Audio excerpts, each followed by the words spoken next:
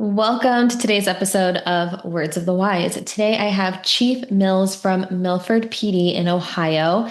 He started in law enforcement in 1994. In 1999, he assumed the role of accreditation manager and guided their agency through the initial accreditation and then two subsequent accreditations after that. He was then promoted to sergeant, 4 years of which were as a patrol shift commander and 7 years as commander of the investigations unit.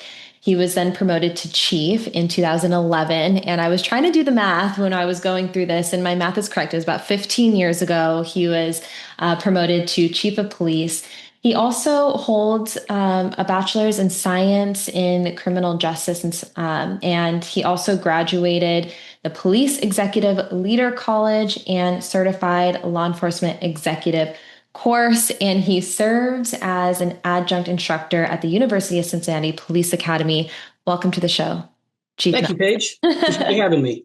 Thank you. I was like really trying to make sure that I could get through all of this because it's an impressive background. I know you've been in this career now, and I was trying to do this math, but you've been in this career now for about 32 years, correct? That's correct.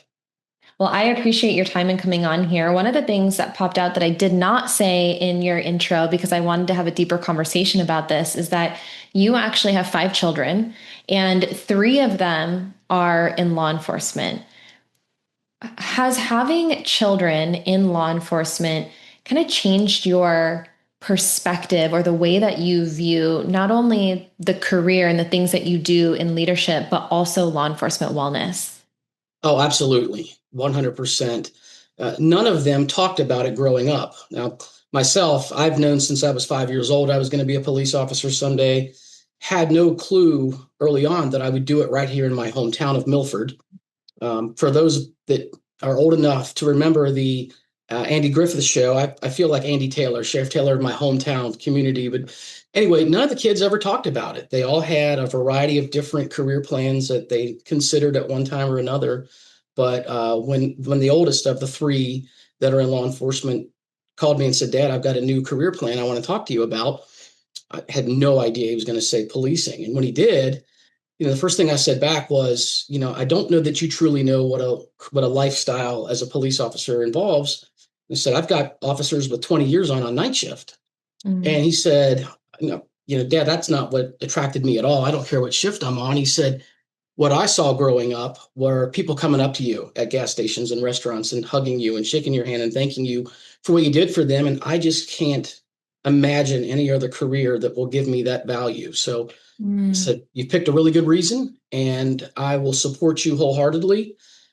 My two words of advice to him were, there's two things you have to maintain control of, and that is your weight and your emotions. And he said, "You don't think I can do that?"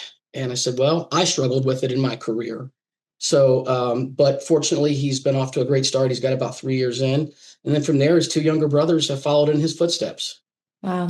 I love that. And there's actually a handful of things that I want to touch on that you just said. So bear with me here. But the first thing is for you, what made you want to enter into this career? You said you always wanted to. Yeah. Why? That's a great question, and I really don't have a great answer. I have a story that I don't even remember. Mom says a Cincinnati police officer stopped by the house. He was a friend of the family, someone that I called uncle. He was that close of a friend of the family. He let me play in his police cruiser, and she says from that point on, that's all I ever talked about. I never considered any other careers. When I look at my old high school yearbooks, my friends would write things like, "Don't write me a ticket when you're a cop," kind of thing. So there's evidence that it's all I ever talked about, but I was blessed. Most people are not that blessed, but I've always known what I was meant to do. That is so funny. I used to make the joke. I would teach at academies, and I know that you're also an instructor at the academy. But when they would, be coming up for graduation, I'm like, I hope I never see you guys again. Because if I Yeah. see you again, that means I'm in trouble, and I don't want to, you pulling me over or whatever. So that's so funny that people in your Yeah. your Yeah. yearbook were like, "Don't write me a ticket." Right. And you kind of answered my question already. Because my question in my head was, well, what would make your sons want to enter into this career if you never talked about it? And to me, it meant that you led by example. They watched you and they watched what happened in your life and in your career, and they wanted to emulate that. They wanted that same sort of Sure. Yeah. you said value within their life, which I think is incredible. And it sounds to me that the person who let you play in their patrol vehicle when you were 6 years old maybe didn't think that they were going to set the trajectory for the rest of your life. And in the same way with your kids, maybe you didn't realize that you were leading by example in the way that you obviously did. And so I think it's a really important reminder to everyone who's listening that people look up to you. Yeah, People are looking for ways to be and, how to pave the path for their own life. And you might not know it, but you could set the trajectory for someone else's life and career. absolutely. That's one of the reasons I take advantage of every opportunity to sit down with high school kids, even that reach out to me, because that next generation is very valuable to us. We need someone to carry this torch on. Yeah. Yeah. And I think that, it kind of segues into my next question is, how do you prepare the younger generation for the realities of the career, and Yeah. how do you have those conversations with people who are interested in entering into this career path? How do you have those conversations within the academy setting? Because one of the things that I hear all the time is people will graduate and they have one idea of how the career is, and then the reality is maybe something very different, and we're losing really good candidates and Yeah. people because the reality maybe doesn't match the expectations. And one of the things that and I'd love your opinion on that, but what this is kind of the second point, but your son said value. He really wanted to be in a career where people are thanking him for the hard work that he does, and shaking their hand. And that doesn't, I'm guessing that doesn't always happen. There's another side of that Sure. coin where I'm sure that there's seasons of your career where maybe you don't get that validation, or you don't get the praise or the thank you that maybe you deserve. And so how do you prepare people for the other side of the career? That's spot on. And I think the reality is you have to share the reality. There's a famous author that I've had the opportunity to meet that talks about, if we have to have a mascot in law enforcement, it should be the sheepdog. And I don't know if you've heard anyone else talk about the sheepdog, but Yeah. the sheepdog is there to essentially protect the sheep, but the sheep don't always appreciate him or her for the service they provide. They find him to be annoying sometimes, but ultimately they're doing what's best for the herd. So I Mm, think that it's very important that we explain the harsh realities of law enforcement. The first myth that I debunk in the academy is it's nothing like television. And if that's why you're here, I think you're going to be very disappointed. We encourage them to do ride-alongs, and we talk about the ill effects that a career in law enforcement can have on you. I remember telling all three of my boys. I also have a nephew that just went into law enforcement, is around the same age, and I have one more that's interested. So I've had a lot of opportunity to have these conversations. The divorce rate for police officers is tremendous. It's terrible. The suicide rate, the effects of shift work, the struggling with sleep, those are all things that come with the job, but nobody talked about it when I was getting my start. yeah. And maybe that's why a lot of people wanted to be police officers back then. I mean, we had 30 kids in the academy. The lines to take a test, an entrance exam, were 50 long sometimes. That's far from where we are now. Yeah. Yeah, it's interesting because I do think that there's a little bit of, you kind of have to experience it to understand it. But I also think that there's a lot of prep work that can be done to have those conversations of like, hey, like, this is going to be really hard. There's going to be Mhm. things that are really challenging. And it's not just what you're experiencing out on the streets. It's like you said, it's shift work, it's sleep deprivation. You're going to be starting families, which are going to add to the stress and pressure that you have, going on in your life. And when you can have those expectations, I'm a huge person. Like for me, I need the expectations to be set in a realistic way. Like that's how my brain works. And if I enter into something where I'm like, whoa, like what happened? Like Yeah. we had so much time to talk about it. So I appreciate that you're doing that, and you're trying to say, hey, like this is the reality of the career. And it's an amazing career. Obviously, you've been in it for now 32 years, and you seem like you still love it, and you still have years left in you. So I think that the message can still be one of it's an incredibly rewarding career, but you also need to know the reality so that you can have that longevity. Um, One of the things that I was thinking about recently, and I don't know if you've ever had these moments in your life, and obviously everyone's different, and I have a different career path than you, but there's been a lot of times where I've kind of sat back and questioned, am I having the impact that I really want to have? Because you don't always get that feedback. You don't always get people singing your praises. You don't always get the thank you, and you do it anyway because it's what you believe in and you believe to be right, and you have like a deep passion and a mission for what you're trying to do. And every time someone says thank you, you try to hold on to that as long as you can because you don't know when the next one is going to be. Has there ever been a time in your career where you had to kind of lean back on your why and your mission to kind of get you through because maybe there wasn't that reassurance that you're making the impact that you would hope for? That's a great question. I think I hit that phase later in my career, maybe because I got promoted young. I went into my dream job, which was detective sergeant young, and got a lot of satisfaction from being a detective. You're closing cases, and you are dealing with victims on a regular basis, and you have those softer settings where they're in an interview room with you and they can thank you. You don't get that as much, I think, out on the road where you are going from one call to another. Yeah. But I had 2 years right before I was appointed chief where I went back to patrol, and it wasn't by my decision, so I wasn't happy about it. I did decide the best thing I could do was at least pretend I was happy. You mentioned that I went to the Police Executive Leader College.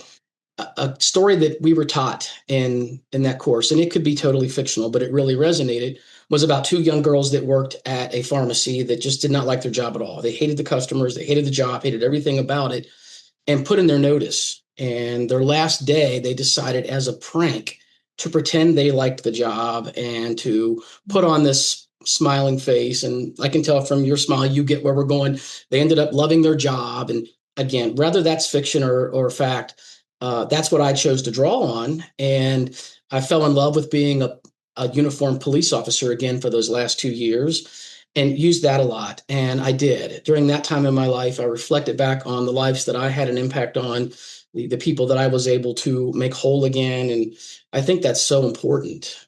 Yeah, it's mental training, Mhm. and we do, I think perspective is everything. And we have the choice every day to choose positivity or negativity. Yeah. And it's so much easier said than done. I understand that. Like, I'm human, I've been through it too. Like, there are definitely days where you're like, man, like this is tough. Yeah. But can you look for the positive parts of it? And can you train your brain to have more of a positive mental attitude? And I think it's extremely important. So I love that you said that because we do have the ability to choose.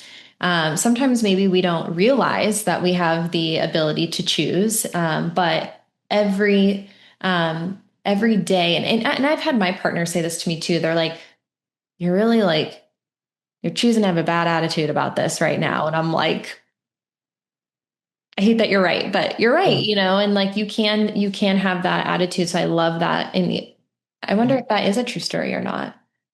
If not, now you can tell your story about it, Sure. Yeah. and that is a real story that you're like, man, I really didn't want to be there. Yeah. I had kind of like a sour attitude because it wasn't by choice. And I chose instead of being miserable for however long and, having this bad attitude about it, I chose to be happy and to love it. Yeah. A concept we teach in the academy and have for a long time is positive tactical imagery. And that's basically when you're driving around in your patrol vehicle between calls. Just imagine you got a call for a bank robbery or something that's going to require a tactical response. And you kind of cut down on that OODA loop by practicing in your head. Which route would I take? How would I communicate my actions? And then how do I survive that?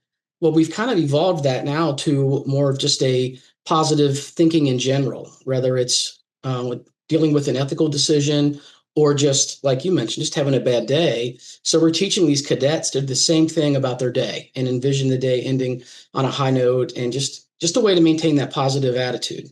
Yeah.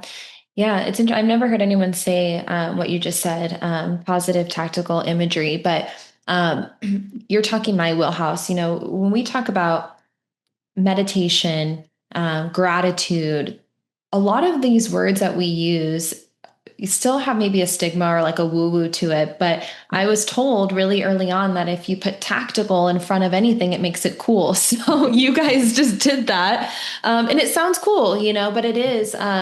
It's a way to train your brain. I used to tell everyone it's called the red car theory. I don't know if you've heard this before, but it's this idea that if you're driving down the road and you say, hey, I'm going to start looking for red cars, maybe previous to making that decision of looking for red cars, you don't really notice any red cars. But as soon as you make that decision, I'm going to start looking for them, you see them everywhere. You're like, I had no idea there were Yeah. so many red cars driving around. And it's this idea that the more you look for things, and it could be positive or negative, if you start looking for negativity, you're going to find more evidence of negativity. If you look for positivity, same thing. You're going to start to train your brain to start looking for more positivity. And so it's this red car theory, same kind of concept. So, are we going to choose the positive or the negative? I would rather choose the positive, but again, we're humans, and I know things, are never perfect, but I like that imagery.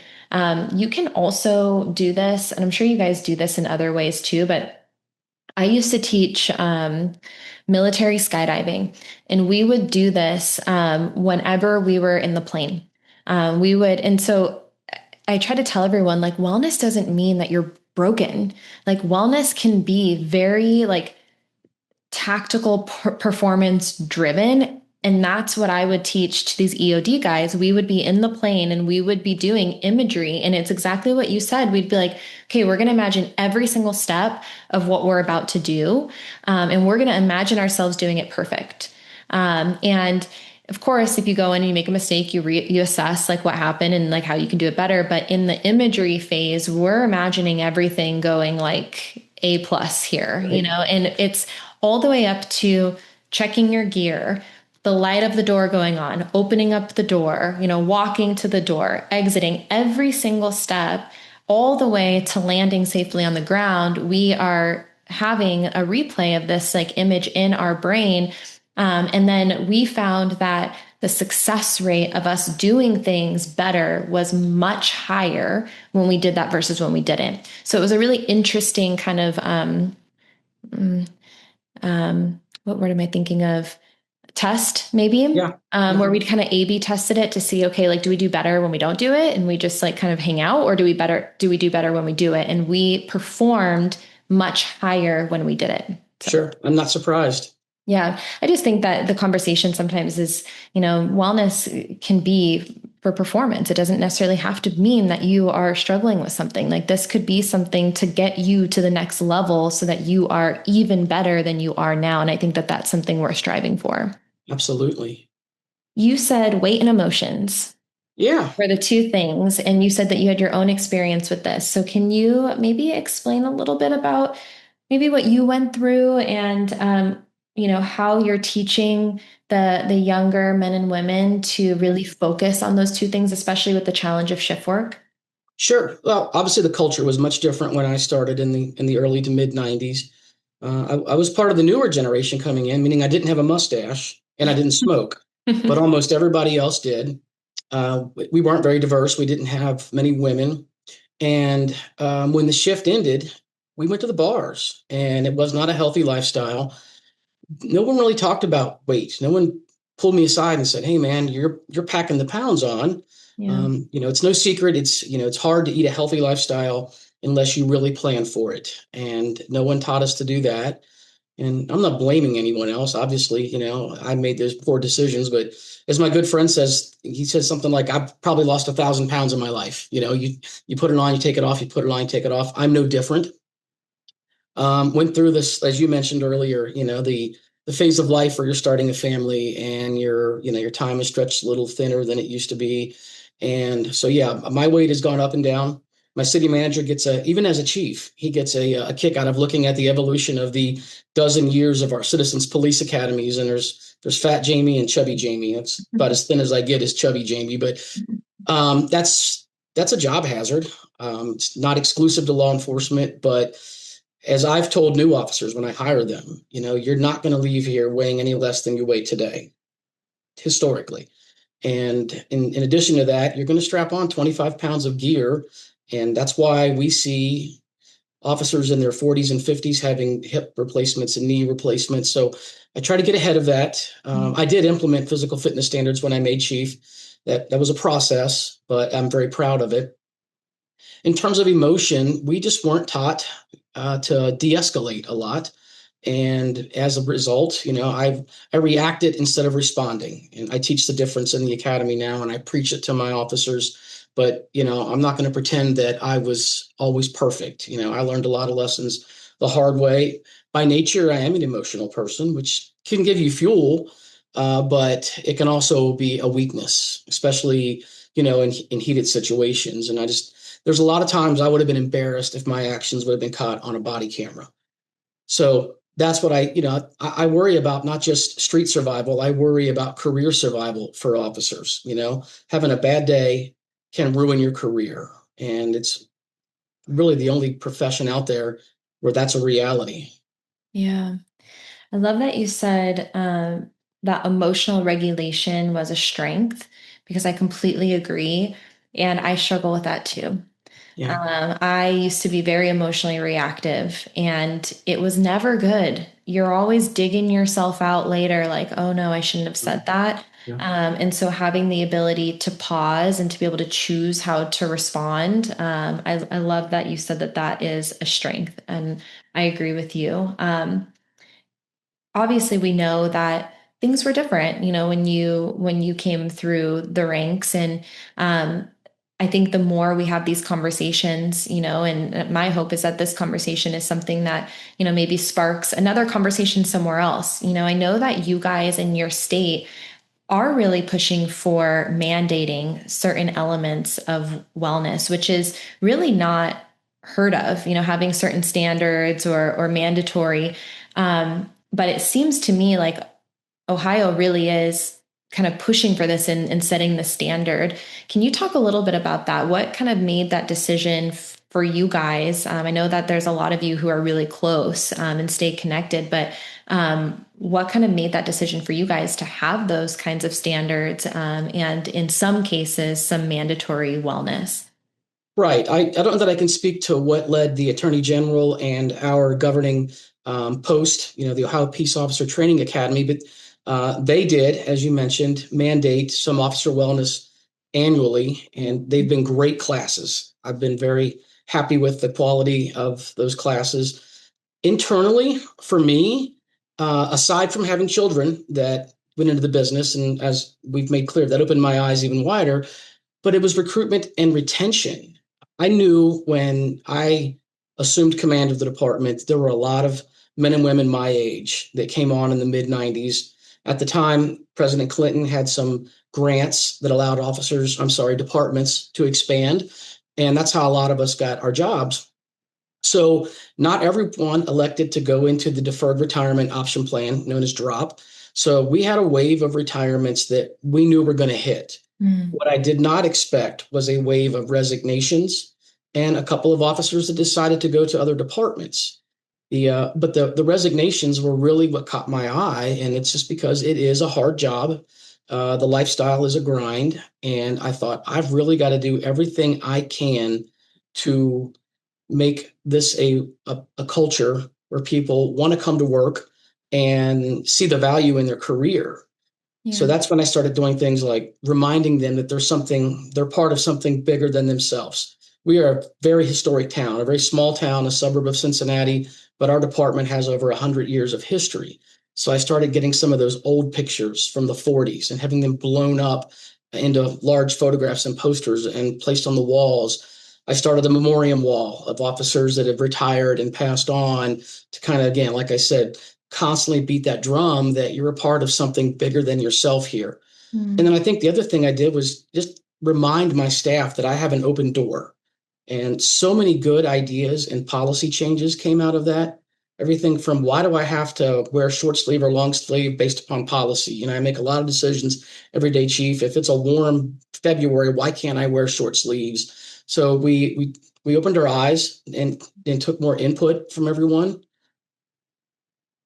I love that you empowered them to come to you and to say those things, and that they had the trust in walking in that door that you would be receptive to those things. I think it's a partnership, because if you say you have an open door policy and then someone says something and then you're not receptive to it, Mhm. that open door, there's not going to be a lot of people walking through it, because they're going to be like, Yeah, well, what's the point if I go in and say these things and it's not at least considered? Obviously, you can't do everything, right. but to have that, that mentality of like, hey, like I'm gonna consider everything Sure. that you say. And Yeah. I've never heard anyone say that, like, hey, chief, like I make a lot of decisions every day. Like you trust me out in the community to do these things. I should be able Hmm. to make the decision on these small things, Right. Yeah. So yeah, interesting. What were you seeing? I know you said recruitment and retention. What were you seeing, as far as the reasons why people were leaving, and maybe what are the things that are making people stay? Well, again, I think the lifestyle, I think that, the shift work, obviously the trauma we see, and there's a statistic out there, the number of traumatic events the average person witnesses versus the average number that a police officer witnesses. One of the officers had just worked a really bad homicide, and those are very, very unusual in Milford. And I think it's just really difficult to have a family life when you work every other weekend, which is way better than what it used to be. But we're on 12-hour shifts. That too is an officer wellness decision. It's a very popular schedule because they do have every other Friday, Saturday, and Sunday off, but that also means they're going to work every other Friday, Saturday, and Sunday.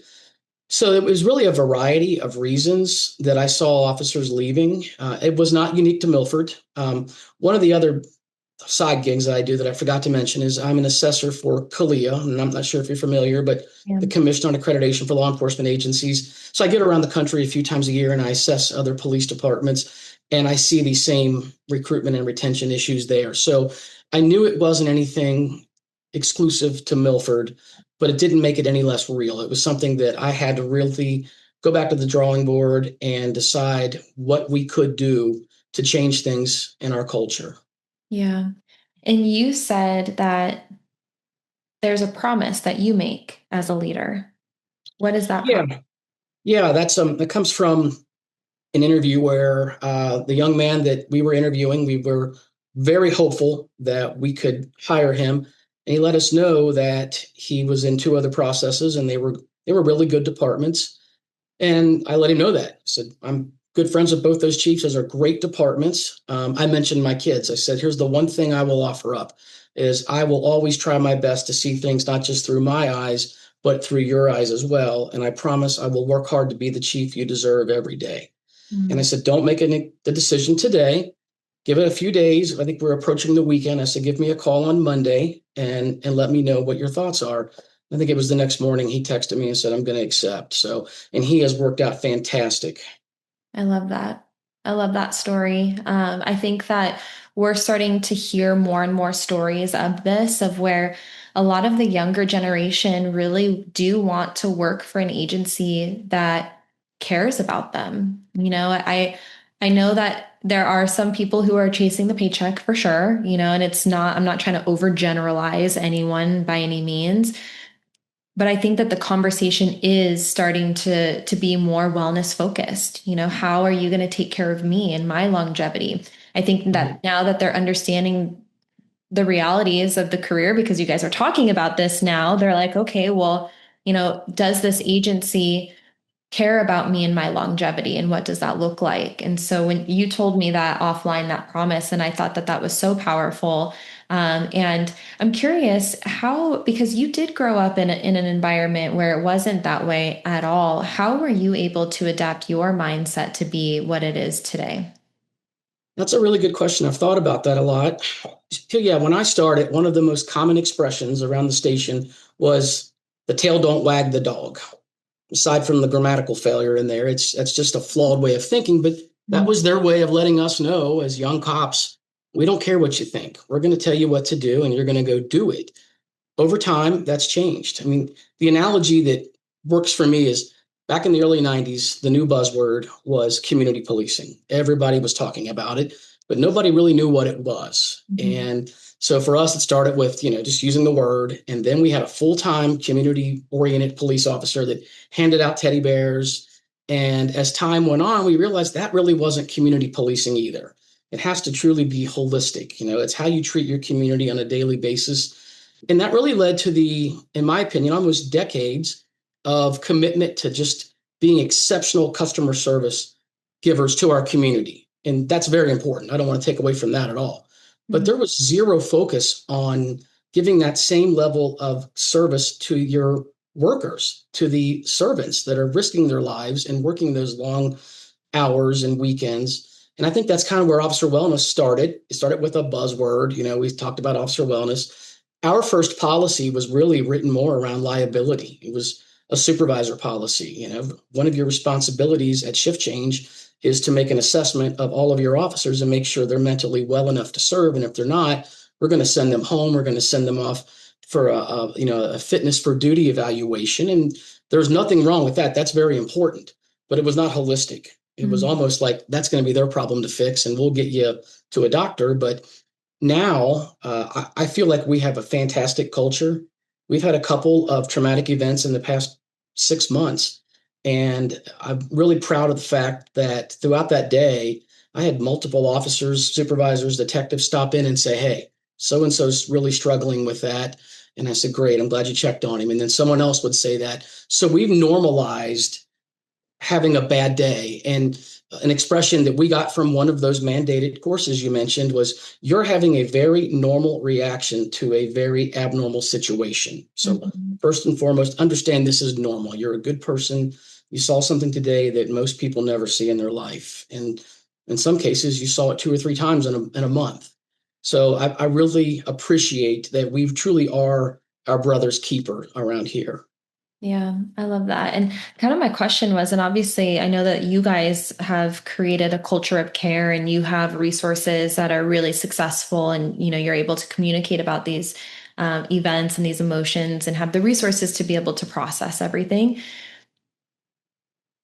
You said that the buzzword back in the day was community policing and everyone was kind of like, okay, we don't really know what that means.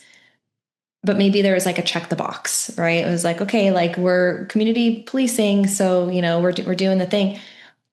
Do you think wellness has kind of become that buzz, for a lot of agencies where like now the buzzword is wellness, wellness, wellness, wellness, but a lot of agencies still don't really know how to define what wellness is and, how you can truly support your team without just checking a box? Yeah, I mean, that's how it started here. So I would think that's probably how it starts anywhere. Yeah. Yeah. I can remember getting a phone call from one of our retired guys who spent a lot of time on a dive team and obviously saw some really horrible stuff. Yeah. And he said, I'll come in and talk to your guys if you want me to. And, we're so busy. I really wish I would have. He's since passed. But that was probably the first time someone told me, you've got to do more.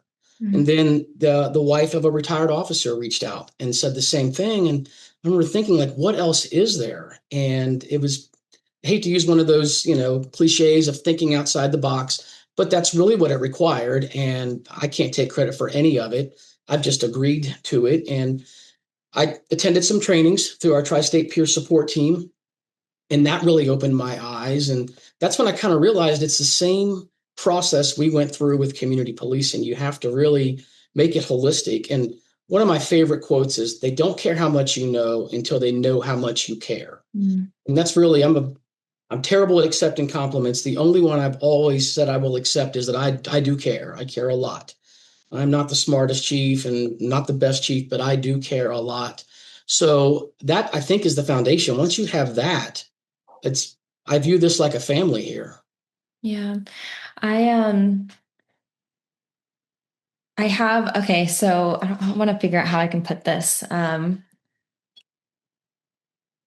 think that caring is such a strength, but it's also so difficult to care so much. I don't know if you feel that way. It's like it's for me, like I feel the same. I'm like, man, I care so much about like what we're doing and like everything that we talk about and, trying to create resources for people and try to, have these solution-based conversations with wellness and make a positive impact long term.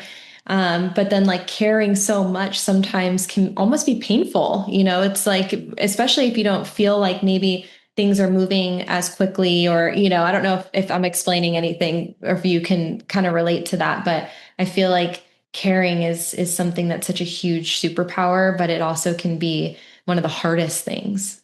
No, you hit the nail on the head. If you don't care, you refuse to carry that weight. If you do care, you are carrying that weight. And I don't know how you could be a good first responder and not care. Mm-hmm. There are certainly people out there, and I even have some in my department that are able to give the appearance that they're not bothered by things, but I know they truly are. Mm-hmm. The number everyone asks me all the time, what do you look for in an officer? And it's not education, it's not training. That stuff's all great, and I certainly value that. More than anything, I look for compassion. I want people who care and understand just how important being a police officer is. But then it's incumbent upon me to understand just how hard it is. Mm-hmm. I've had a very blessed career. A lot of these people have got a lot more years of experience out there on the streets seeing traumatic things than I have. And I try to remind myself of that too. Yeah. Thank you. Thank you for explaining it exactly how I was feeling it is that you also have to carry the weight of caring. You mentioned kind of thinking outside the box, maybe challenging how you're currently doing things and asking the question, is there a better way to be, successful in the space? And is there more that we can do? What do you think the future of law enforcement wellness looks like? If you could gaze off like maybe 5, 10 years in the future, where do you think it's going? That's a great question. Obviously, technology has changed my career so many times over the years. Having sons that are police officers, we often talk about officer safety, obviously, is first and foremost in my heart. Maybe someday when we make a traffic stop, there'll be a drone that goes up on the car. And, that's part of that drone for first responders program. That's not where we are now, but where we could be. But I think it's going to be a moving target.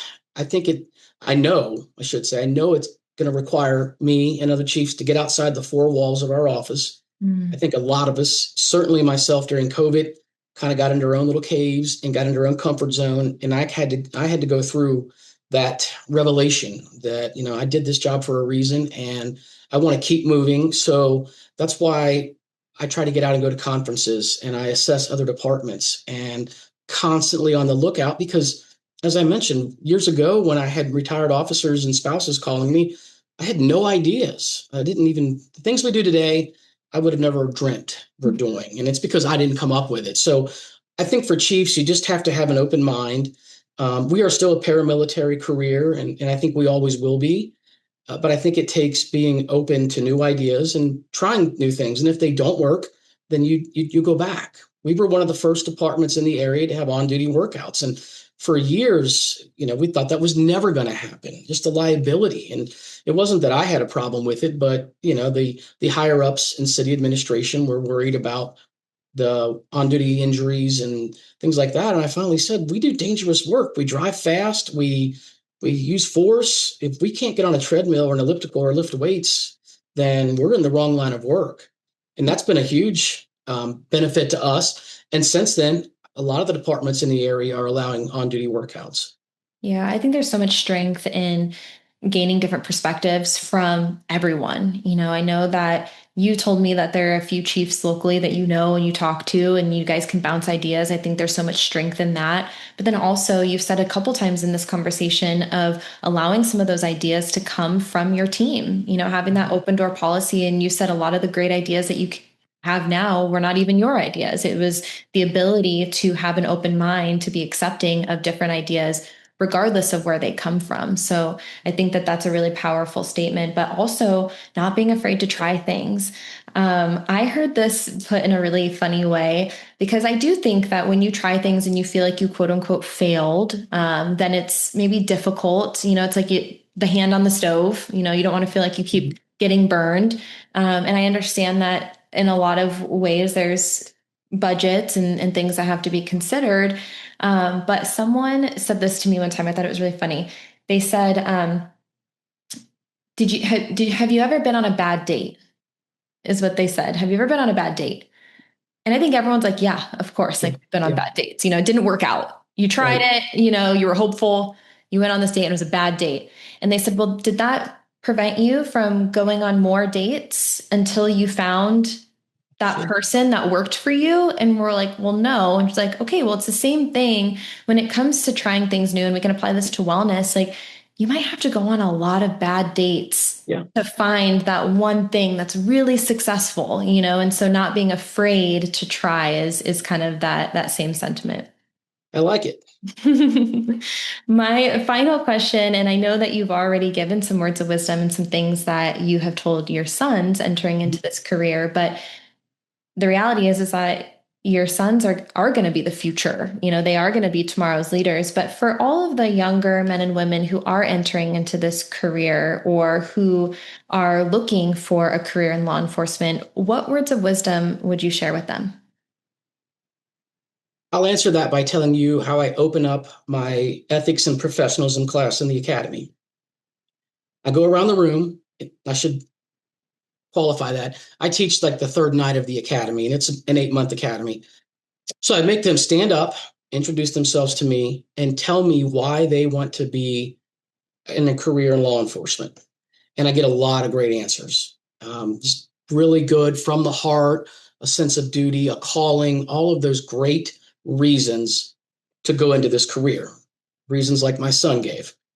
And then I explain why I make them do that. And I explained that sometime in my career, before I was chief, I was at a training at the Columbus Police Academy. It was a PowerPoint for law enforcement class. And I was there with a buddy of mine from BCI in Ohio. That's the Ohio Bureau of Criminal Investigation. Small group, maybe 8 people. And I don't know why, but for some reason, the instructor stopped and went around the room and asked that question.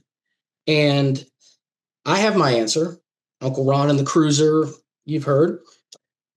But nobody was giving that answer. They were all giving the cool answer. I needed a job with benefits, like to drive fast and whip ass, and all of those answers. And I thought, I can't be the guy that's going to get up and speak from the heart. I'll get teased about that. Fortunately, the instructor stopped before he got to me, and he said, stop. He said, you guys have a front row seat to the greatest show on earth. And you got into it for the benefits. You got into it because you want to drive fast and eat donuts. So I kind of kicked my own butt that day. And I said, I will never be afraid to tell someone why I became a police officer for the rest of my life. And I explained to them, we're going to talk about a lot tonight. It's a 5-hour class I teach. We're going to talk about some of the tragedy you're going to see, how you're going to process that. And it's important that you hold on to your why. Why did you get into this line of work? Because as you mentioned earlier, you're not always going to get that positive feedback. So you have to hang on to how you felt on the night you got your oath of office, and tonight when you told the story among strangers that you barely know. So to me, that's it. Every one of my kids and my nephew, when they came to me and told me they were going to go into this career, I bought them a book on bulletproof spirit. And during some of the conversations I've had with them since then, I'll say, go back and read that book a little bit more, just a page or two a night. But you need to remind yourself of your why. Wow. I love it. Thank you so much. I really appreciate your time today and coming on here and sharing your words of wisdom and all of your knowledge. Really, thank you. Thank you. I enjoyed it too. Of course.